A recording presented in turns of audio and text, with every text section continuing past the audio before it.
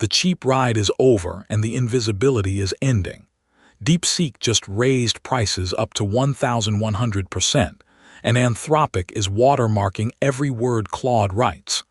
The two things that defined AI's summer both reversed this weekend. Saturday's list is short and sleepy: a grok integration, some bird photos, a couple of security explainers.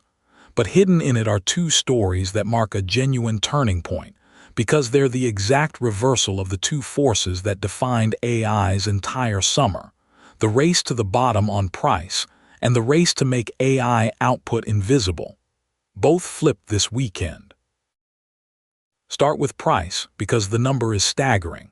DeepSeek, the company whose whole identity was being the cheapest frontier-adjacent model on Earth, is raising API prices by up to 1,100% with its V4 Pro launch, effective August 16-17. The specifics matter. Peak hour output tokens jump from 87 cents to $3.96 per million, more than 4 times. Some cash hit input tokens rise 12-fold.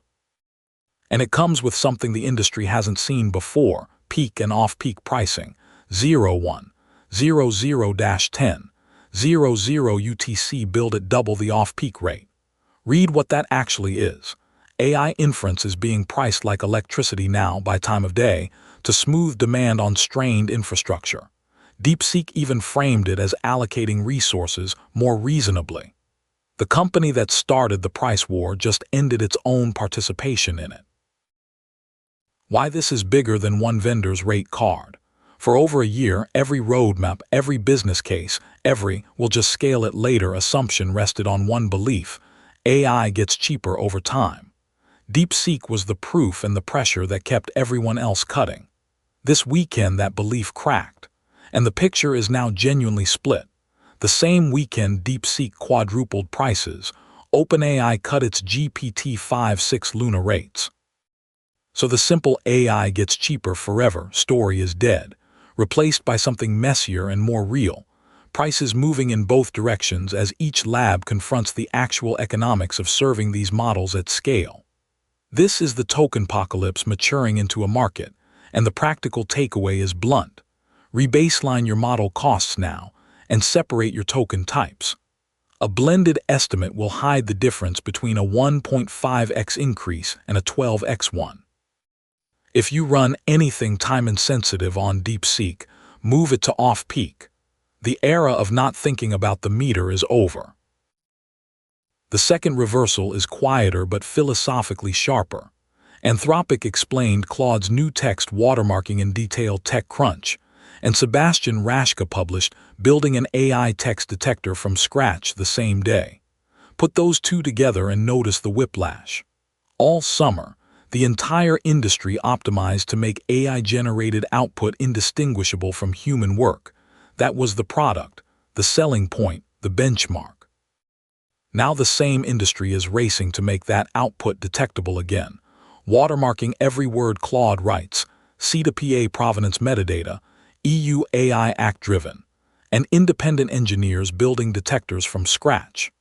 We spent a year erasing the line between human and machine text, and now we're spending the next year frantically trying to redraw it. That's not a contradiction the industry stumbled into. It's the predictable consequence of succeeding too well at the first goal. Raschka's piece is the one to actually read, because it shows you how detection works under the hood, which means it also shows you how fragile it is.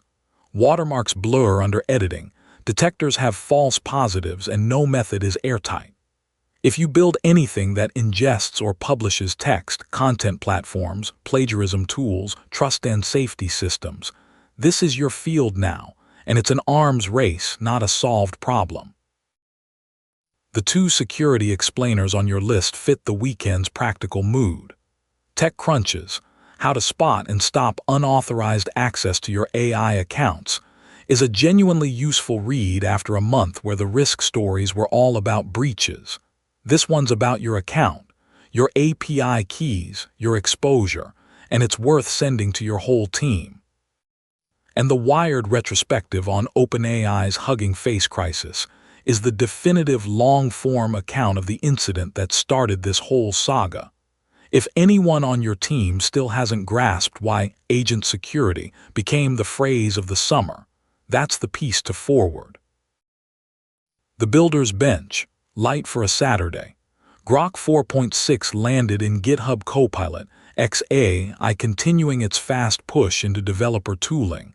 Worth a look if you're a Copilot shop. Given 4.6 matches GPT-5.6 Sol on the intelligence index at a fraction of the price. And Simon Willison, in his characteristic weekend mode, shipped CORS Chat, a small practical web dev tool, and posted a Northern Gannett sighting, the reminder that even the people closest to this relentless news cycle still close the laptop and go look at birds. Not nothing on a Saturday. The through line, one sentence. On August 15, the two forces that defined AI's summer both reversed.